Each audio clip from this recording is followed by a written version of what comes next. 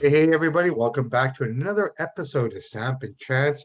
We are hot off the heels of the Errol Spence Jr. versus your Dinas Ugas fight. Joined with me as always is my man with the master plan, Mr. Chance Michaels. How you doing today, Chance? I'm doing pretty well. What about you? Can't complain. It's a soggy Monday evening here in Vancouver, but you know what? That's expected. It's springtime, spring showers bring May flowers. Yeah, man, you know what? It's time to make the fight. Crawford versus Spence. I think a lot of questions were answered this week. I think a lot of doubt that people may have had has to have disappeared. This was not the fight that I was expecting. No, me either. It was something. It was something else. It's Ugas left this fight with a fractured orbital bone. You know, this very same kind of injury that Billy Joe Saunders took from Canelo, which kind of speaks volumes on Ugas, who didn't want to stop. He wanted to keep fighting. So for everyone here, Errol Spence Jr. versus Yordenis Ugas was for the unification of the welterweight belts here. So three titles were up on the line here, scheduled for 12 rounds. That first round, I would say, was just more of a feeling out kind of process, but thereafter, man, these guys just let it fly. Like these two were fighting in a phone booth. Yeah, what do you think? Uh, Ugas looks slow. Either that or Spence is so fast. But I mean, he kept fighting on the inside, chest to chest, Ugas. And I don't know why he kept doing that because Spence just kept tagging him uppercuts all night. He had that shot whenever he wanted it. I think that Ugas's trainer should have made some adjustments in between rounds, but he didn't adjust at all. His style just kept going with it. I guess he had the confidence. That was their plan, but it didn't work because he didn't even win a round, man. Unless you gave him round six and he gave him kind of that cheap shot. Other than that, he didn't win one round, I don't think. What about you? You think he won any rounds? Well, I think he did. I think he took six for sure. I also think that Well, that he, was off when Spence wasn't looking, though, right? I'm still well, counting. regardless, I mean, it was what it was, and it was a rookie mistake. Errol Spence said so himself that he made That a mistake reminds me of there. the time in 2010 or 2011. I think it was 2010 when Victor Ortiz headbutted Mayweather, made him bleed. Mayweather Ortiz wasn't looking. He gave him a fake hug and kiss. The ref said continue. Turned his head. Mayweather pop shot at him, dropped him, finished the fight. Yeah, I And saw like that. I the ref was remember Joe that. Cortez, and like the refs always say, protect yourself at all times. And Spence didn't do that. And No, he, no, he got caught, and he got lucky that he didn't get caught harder. yeah, Here's the thing. I think I think the biggest factor in this fight, in my opinion, was the way that Spence was fighting from the outside. Um, from fighting from the outside, you could just tell with his stance and everything, just the way his legs were spaced, how he was going to come in. So he would fight from the outside, kind of take a shot, move his feet a little bit, come back in, and was able to launch with those jabs and those uppercuts. Then, I mean, it was a formula that he was kind of using all night. Ugas kind of, in my opinion, kind of reverted back to the way he used to fight. One interesting that I learned about him was that I think he's from Santiago in Cuba. yep, that's right. That region, the boxes out of that region apparently are pretty heavy footed. Yeah, So he that looked put fun, but like he had nails on yeah, his feet. yeah. So that particular style of fighting is what he basically fought with most of his career. I mean, he fought um what's his name? Help me out here, man. Just retired. Help me. Fuck yeah, No, no, not Manny. He didn't fight Manny that way. Porter, Sean Porter, Porter. Sean Porter, Sean Porter. Thank you. He fought Porter that way as well. And I mean, yeah, he lost that fight, but I mean, a lot of people to this day still say it was a kind of a controversial win It for was Porter. close. It was very, very close. He was really flat-footed, and you know what? He was trying to work that inside, and he just stayed there. He wouldn't leave that inside position. And when he did get him, he did get him good. I mean, let's look at the final punch stats here from CompuBox. I mean, er, Spence threw 216 punches out of 784 total punches, 24 jabs, five of those to the body, 192 Power power shots. shots, 65 to the body. He was working that body hard, man. Between the Hmm. body and the right side of that guy's face, that's all he was working all night. Ugas, on the other hand, had a mediocre night, in my opinion. He only landed 96 total shots in the whole fight. 19 of those were jabs, and 10 of those jabs were to the body. 77 to 79 of those shots or power punches, 18 of them to the body. So Well, in round 8 alone, Spence landed 46 punches, dude. yeah, no, the guy Just was a one machine. round. Yeah, the guy was a machine. What was really interesting, he didn't really use his jab much in this fight. Didn't really need to. He just kept No, on it was just throwing them. that hook, that right hook, the uppercut, I mean, he just kind of wrecked him. And it was became evident. I think after that sixth round, I think the best part of that sixth round was the slow-mo of Spence looking for his mouthpiece. Mhm. I can't explain it. I thought it was just so comical. That look on his face, like Oh, dude. you can't tell it in real time, but completely slowed down. You just see Spence looking over, hey, where's my mouthpiece? That look on his face. It just He's cracked lucky me that he didn't up. get knocked out like Ortiz did for Mayweather because, man, that would have ended the whole fight. Well, hey It would man, have if been, it was legit. What he did was right. You got to keep your hands up at all times. Like the ref tells you, protect yourself at all times. Spence didn't yeah, do that. no, but he called it himself. He realized it and he Mhm. got lucky. He really did. Um, if that was a test for his chin, he's got a chin, Yep. right? I was He's got disappointed in Ugas's game plan, his fight, his training, the whole thing. He just, I mean, I understand Spence is on a different level, but I mean, Ugas, I'm not sure why he didn't adjust after a few rounds. Kept fighting chest to chest. He just kept Spence was hitting him at will, and just like I don't know why they didn't make adjustments. I don't get it. I almost feel that he wanted to keep him close inside so he could, not let him. I think his thinking was that if I keep him close to the inside with me, you know, I it'll prevent him from getting those big shots off, just opposed to, Yeah, short I rabbit get that, but punches and after whatnot. 6 or 7 rounds of getting your ass whooped, change it up, try something different. You're gonna go I bigger. get you, man, but you know what? I mean, old habits are hard to break. Mhm. He fought Manny that way and he was successful, but Mhm. taking nothing away from Manny, he was much older and he was frustrating Manny with that style of fighting and Manny couldn't really figure it But out. nobody really got hurt in the Manny Ugas fight. It was a decision. Well, nobody really got hurt. I mean, Ugas got hurt bad. He broke his orbital bone, right? Yeah, well, I mean, because he The just left doc himself made the right open. call to stop it. It was the right call. Yeah, referee, what do you think of him? I mean, a lot of the commentators seem to really be hating on that guy for most of that He made a fight. couple mistakes, but overall wasn't too bad. I mean, that one is on Spence over the mouthpiece thing. Like, dude, you gotta protect yourself, man. Keep your hands up. I don't know why you're I digging get around it. for it. Ref should have stopped it more clear. Yeah, he But shouldn't. I don't think he should have stopped it because he really stopped the flow of that fight at that point. I mean, he really took it yeah, away from Bugos at that point. You know what I mean? And that's not the first time his mouthpiece has flown out like that. I believe um it flew out once before as well. I don't remember. Was it Danny Garcia in that fight? He lost it there yep. too, didn't he? Who did? Spence. He lost his mouthpiece in the Ana Garcia fight? I believe so. I know Yeah, there he was did. Yeah. another time something like this happened as well. And at the press Mhm. conference afterwards, he even made a reference like, I need to get a better mouthpiece. But my question of that is, I mean, at that point, shouldn't that be the first thing you have sorted? You'd think so at this level. Right? Speaking of the commentating, the bias for Spence was just it was insane. The bias for Spence, the thing about Morwanello, yes, he's got a good voice. I find that guy. I know he's from our hometown, but I just find that guy a little over the top.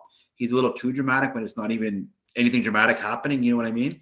He talks so much, takes up so much space instead of letting the fight happen. If you listen to Jim Lampley or some of the old greats, they let the fight happen. But Morrow is just right on you. Every move is the greatest move he's ever seen, and oh my god, it's just like. It's a little much, I think. I mean, he's got a good voice and he's good at what he does, but that would be my criticism of the commentators. Too much of a Spence bias. And I get it. Um, He's American. They're in America. I get that. The Cuban fighter. But, man, they didn't give Ugas credit for anything. yeah, no, I didn't catch. Did you have Moro on your I had Morrow on mine. Who you have? okay, I had the PBC guys. Oh, I like those guys. Yeah, yeah. But they were pretty impartial.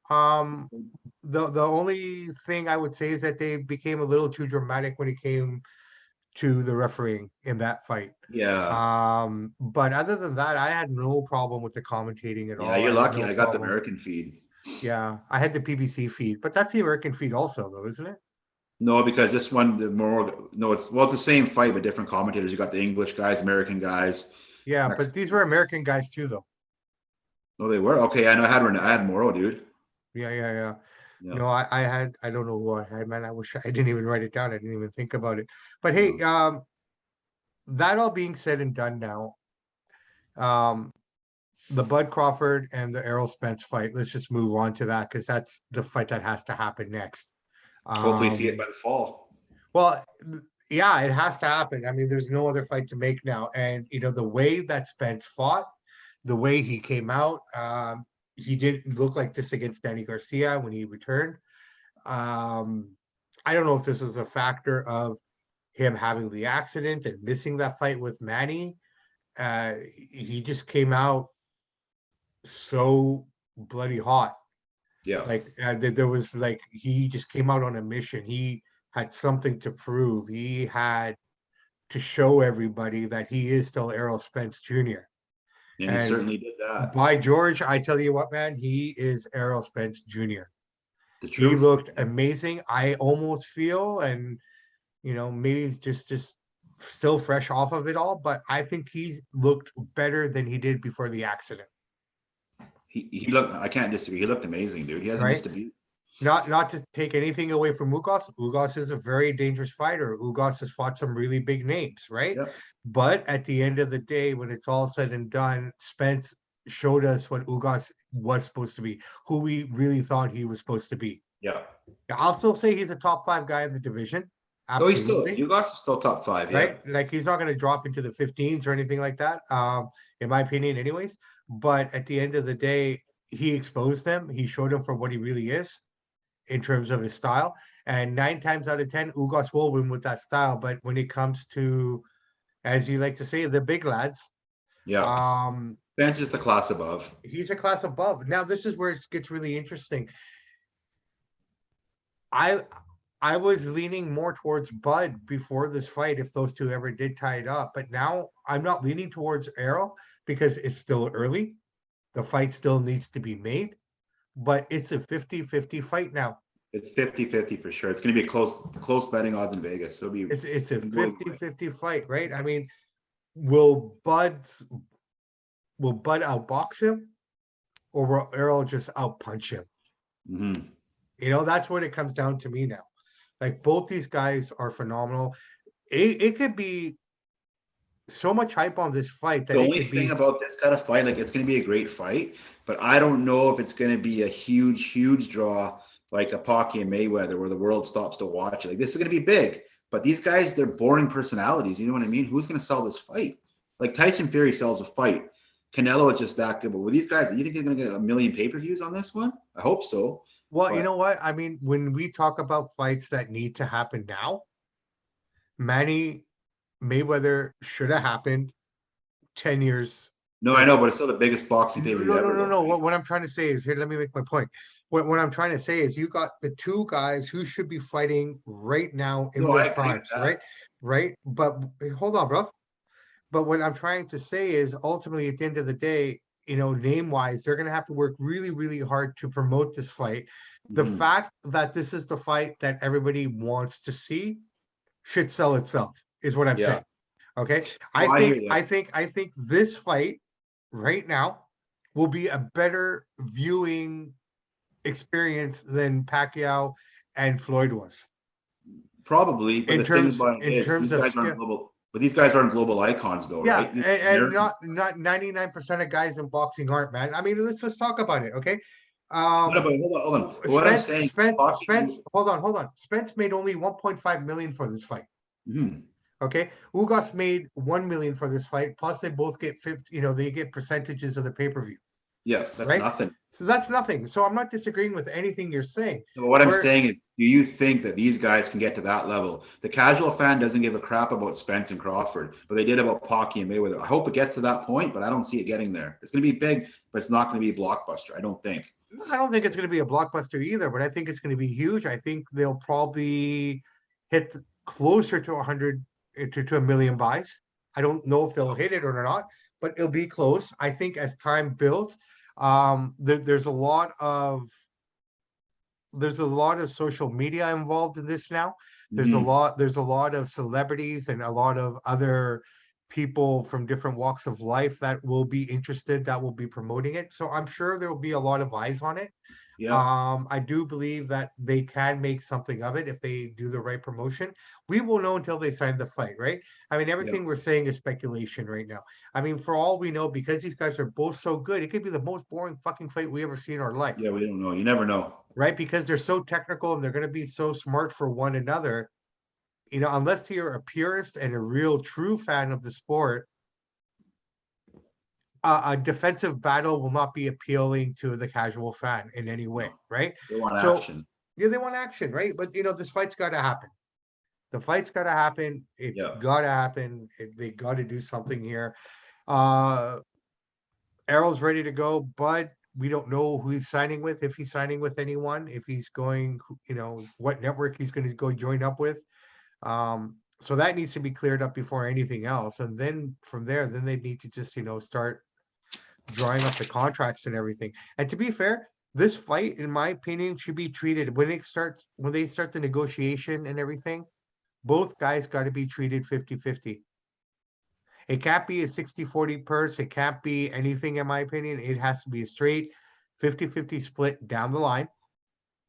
Um, there's no A side, there's no B side because they're Yeah. both There A you go. sides, right? I mean, flip a coin to see who comes up first, Yeah. right? I think the quickest way to make this fight is for them to respect Bud. Bud's that kind of guy I've noticed in the past that he needs to be respected. So if you're not going to respect Bud, he's going to make it a really hard process. And Yeah. I really don't want to see Virgil Ortiz and Spence fight. Yeah. Well, That just speaking of makes no Spence, sense. no, I hope not. It's got to be Bud and Spence. But speaking of the Spence Ugas fight, best fight of the night was Cruz versus Gamboa. As far as action goes, that was a good fight.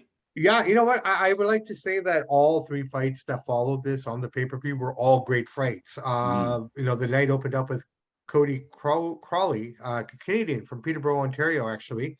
Mhm. He won a 10-round unanimous decision over Josecito Lopez. Now, Josecito Lopez and Gamboa kind of coming into this night under the same kind of situation facing them. Both Lopez and Gamboa, both of these guys were kind of on their last legs. This was like their last chances. Gamboa's done Um, now. He got knocked down 4 times. I doubt he fights again. He's 40. yeah, There's nothing to prove. Why take that punishment? yeah. Well, same with Jose Tito as Yeah. well. Both of them, like either you guys are going to become gatekeepers for the division, or consider hanging them up. In terms of Gamboa, I would say hang him up. Josecito, I don't think he has much left in the tank. He showed signs of brilliance, in a couple of the rounds. And other than that, he was kind of dominated by Cody there. Um, Interesting fight after that was Jose Valenzuela, the 22-year-old, knocking out Francisco Vargas, former world champion. Hmm. Knocked him out with a looping left hand. The guy made a statement, man. He's letting everybody know I'm here in the lightweight division. It was a good card, man. Like every fight was pretty solid. There wasn't really a dud on this card. Yeah, yeah. And then before the main event, I know you want to talk about this. Isaac Cruz, TKO 5 rounds over Gamboa. Knocked him Just down like 4 times. yeah, a lot of questions coming into this fight over Isaac. How did he recover? Would he recover? What kind of boxer would he be coming off a defeat to Tank? Hmm. Um, I'll say this, man. He did with Tank that not many other people have been able to do. Yeah, he lost Took him unfortunately, the but decision. Yeah. he took him places where he hadn't gone before. Um, they don't call him, the pit bull for nothing, man. This I love kid, his style, dude. Just kid, straight action, hard nosed. I loved it. the kid looks like a fire hydrant. Hmm. Just this angry looking dude, man. But he's so nice, and he just beat the shit out of him. He really just had his way with him. He found that um, he was able to lead with his punches, and it's working. So he kept going, and he just kept knocking them down. He kept getting up, and yeah, Gamboa's had a great career, but maybe it's time for him to consider other options. He's done after that beating that he took at 40 years old. I mean, that's a lot of punishment. If he would have lost a close decision, I'd say fight on. But Man, he got hammered hard, and it's time to hang it up. No, You no, never for know, though. sure. He might want another payday, right? Well, I mean, they all want another payday. I mean, that's what it's all about. I mean, God knows how much they even got paid, considering that the main event only got 1.5 and 1 million respectively, considering Yeah. where we're going next week. We are going to London for Tyson Fury versus But one more thing Dillan before we get to Whyte. that. What about that Connor Ben fight in the morning? Did you watch that one? You know what? I caught the highlights of it. I didn't see the whole fight, but you know what? Let's talk about that. I think that's a really interesting I topic. watched that. I Yeah, watched that against Chris Vanderheen, and I yeah, mean, yeah. well, 2 rounds, gave him a hard right hand. He went down a couple times, and that was it. It was No, impressive. Ben's only 23 years old, and he's 21-0 already. yeah, no, Connor Ben's really good. He is England's welterweight now, right? I mean, he's Mhm. kind of taken that. I think the next fight for him will be Kell Brook. That has to be the next fight for him. Did you see what He happened after that fight? what happened? That glass jaw.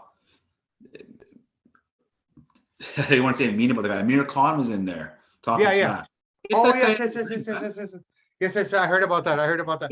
Ben will literally put him in a coma. No, Khan, obviously. I mean, Khan was just there to talk shit. That's all he no, I was get it, doing, but get him. You're right? done. Get out of there, dude. Come on. I'm tired of that Yeah, guy. no, no, no. Fair enough, man. He's just going to be around doing that kind of shit now. I That's his think career. I agree with you. Ben versus Brooke. I think Ben will take him. He's younger, he's quicker, he's stronger, and then he'll be come over to America and do some serious damage. This guy's explosive. Well, I like Ben for the fact that he Uh-huh. knows where he is right now in terms of the division and in terms of his Mhm. skill level and where he's at in terms of competing with anyone else in the division. I think the passing of the torch, whoever had won the Brooks Amir Khan fight, that should be his next fight now. Mhm. And in my opinion, that's kind of the unspoken passing of the torch of the next British welterweight. That's going to be the next lead British welterweight I'm just going thinking forward. Ben's gonna if that happens, Ben takes Brooke and Ben's gonna come to America and do a lot of damage in that division, dude. Look I out. think I would like to see this is the trajectory that I personally would like to see Connor Ben go on. You fight Kell Brooks, that's going to be a good fight, taking nothing away from Kell. Yeah, Kell could beat tough. him. Kell could Oh beat yeah. him, Mhm. right? But if Connor does win that fight and he comes to America, the next fight he should have, in my opinion, is with one time Keith Thurman. That'd be a good fight. That would be a good introduction to America, a good introduction to a former world champion, a guy who's been in there with everyone, Yeah, Thurman's only lost one time, man. That's why they right? call him one time. He's only got Yeah, one one. loss. That's it, right? So I I was there mean, for that. Yeah. so yeah, absolutely. So from that perspective, that's I think would be the best trajectory for him. Because in the meantime, now you're gonna hopefully get the fight with Spence and Bud. If that happens, then that's unified. And Connor Ben then will fight one of those guys one of these days. He's that good. well, one of these days, but not yet. I don't think he's ready for No, that not yet, yet. right? A couple more fights. He's only And 23. That's what's scary. Look out. This yeah, his guy's dad was amazing too. Remember his dad? yeah. Yeah. So I mean, just He's got that championship pedigree like the Mayweathers, just in his blood. no, 100%. We have a lot of great, there's so many great fights coming up, and Shane Mosley Jr. Just like yeah, his dad. we're just getting started too, man. So there's a lot of upcoming talent that I can't wait to see. There's a lot of great prospects that are out there right now. It's just kind of got to dig our heels in, man. I don't think there's enough hours of the day to watch every fucking fight that's out there, man. Well, But you I'm got the trying. England fights, got the American fights. This is hard, right? But this weekend proved to be a little challenging. You had the UFC going on, then you had this card going on, and I think I didn't watch any UFC. I was all in the boxing. yeah, no, so was I for the most part, but I went back and watched the UFC after. Okay, I didn't see Just any to of it. I kind read of the results, but yeah, no, I mean it wasn't UFC was okay. It wasn't, the best it's card a in the fight world. night.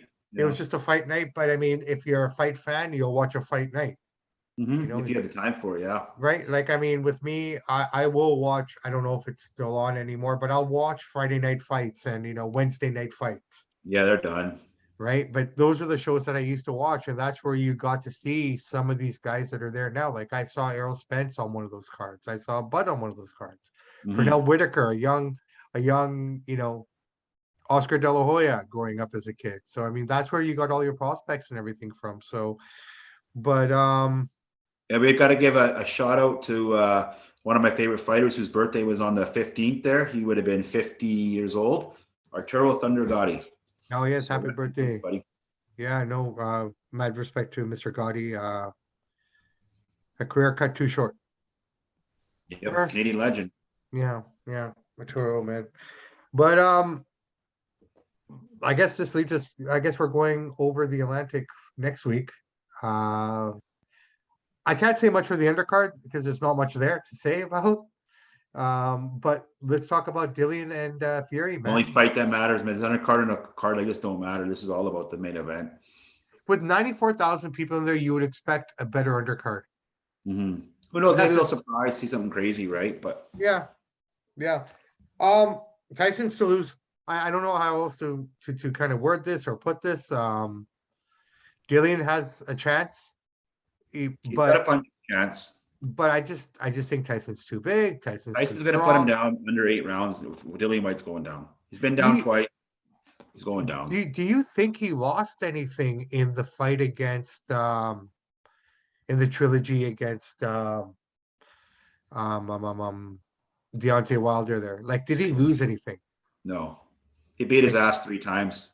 right? No, Like even with the knockdowns and everything, like like is Tyson Fury coming out a little less Tyson Fury into this no, fight? because he's undefeated. He's never lost a fight in his life.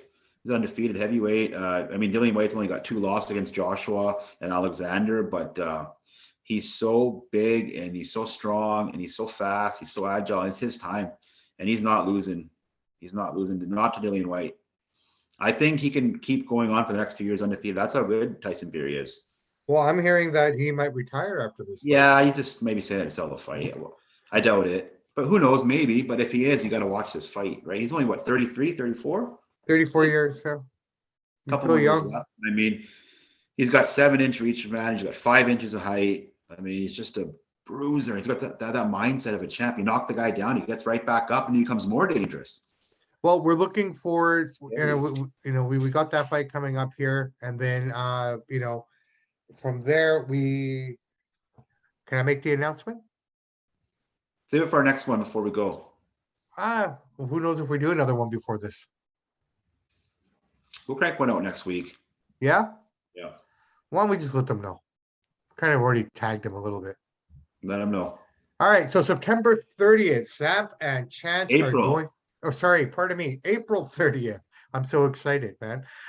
April 30th, Samp&Chance are going to be in Las Vegas, Nevada for Shakur Stevenson versus Oscar Valdez in the fight capital at the beautiful MGM Grand Garden Arena. It'll be my 5th time being in that building, and I can't wait for a fight. So it's going to be Bobby great. Samps. Yeah, it's my first trip to Vegas here, so I've never been to Vegas. So under the tutelage of my tag team partner, Mr. Chance Michaels, the host with the most, I'm looking forward to this. I'm looking forward to seeing a fight out in Vegas. I'm looking forward to running into as many people as we possibly can and get our name out And there. I get to meet one of my all-time heroes, Barry Sanders. Like, holy cow, does it get even better than this or what? Like, wow. Well, who knows, man? I mean, with the NFL draft happening that weekend as well, which I didn't know. So who knows who will walk around or run into walking around down there. I'm excited. Chance is excited. This is going to be a great fight. Buddy.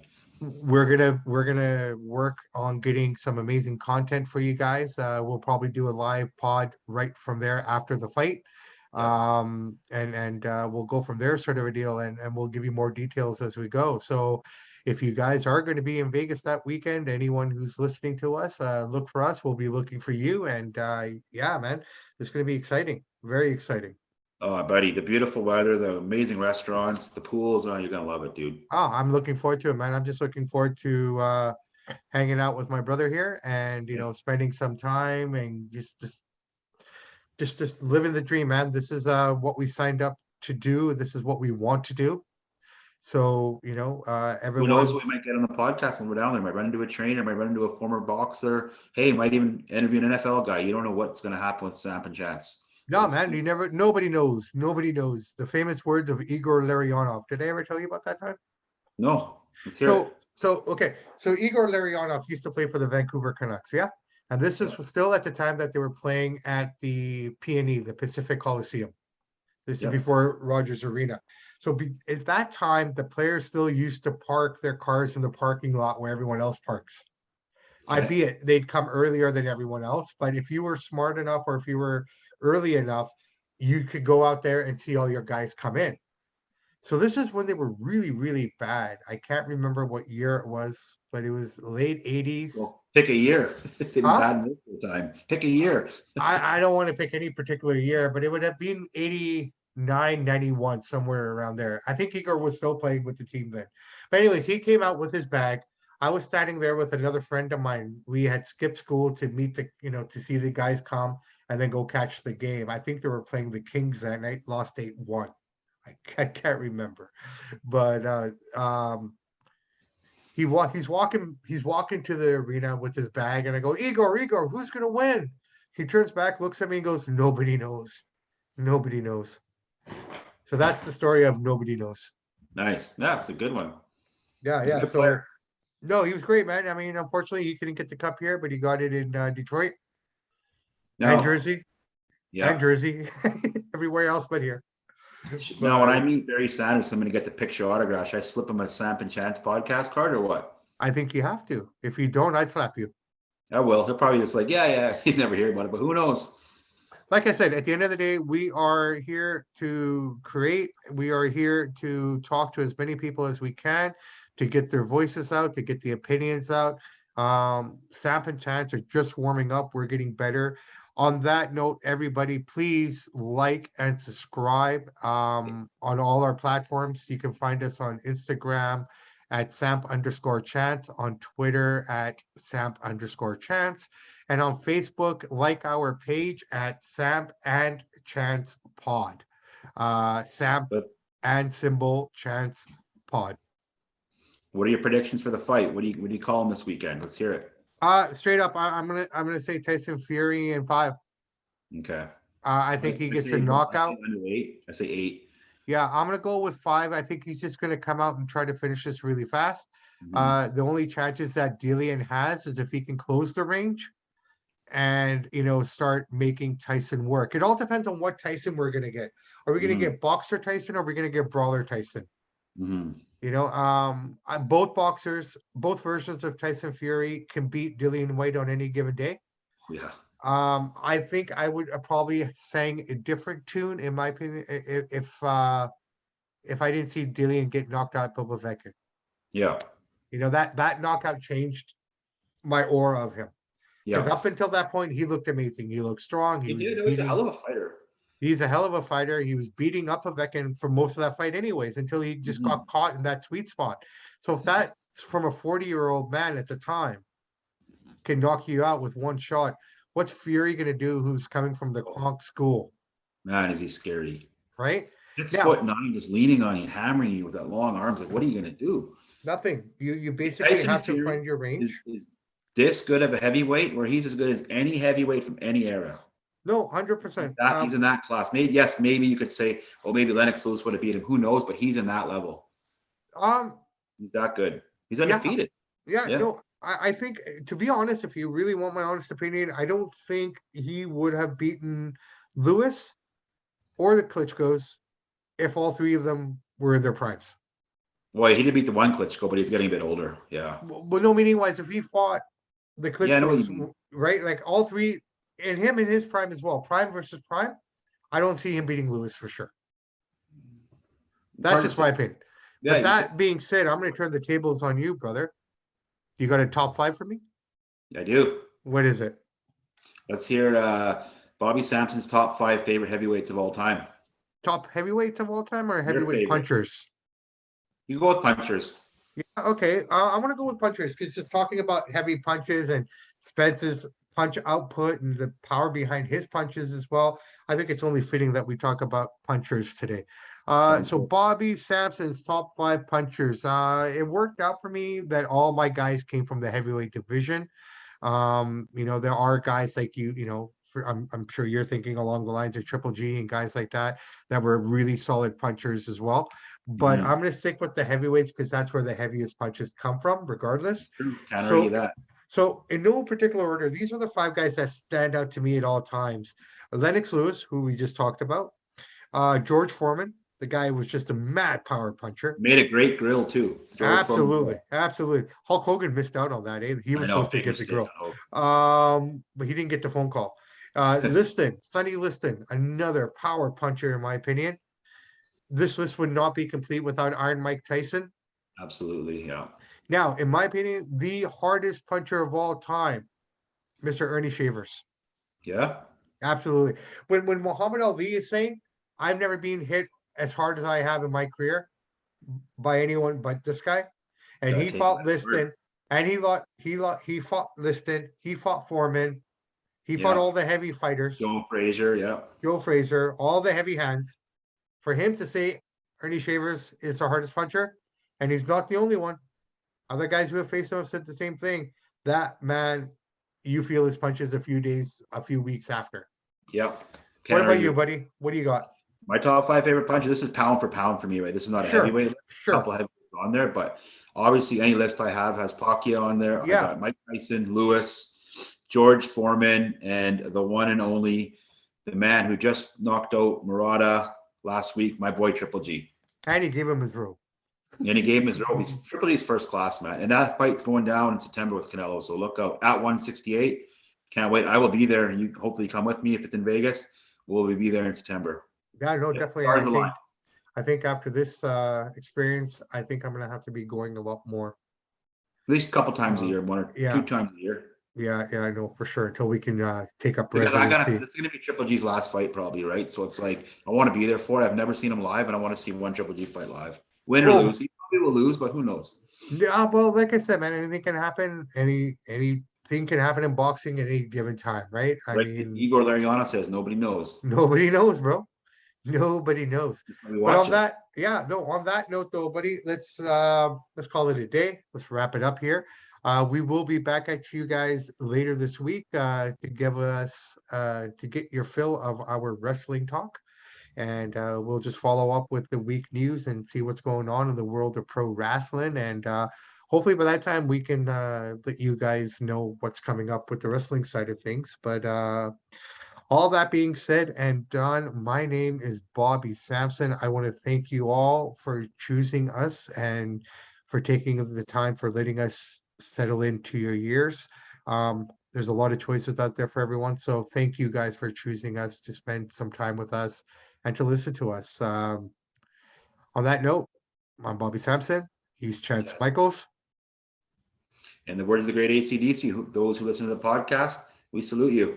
We salute you guys. Be safe, drive safe, and stay humble. And we'll catch up with you guys really soon. Have a great night.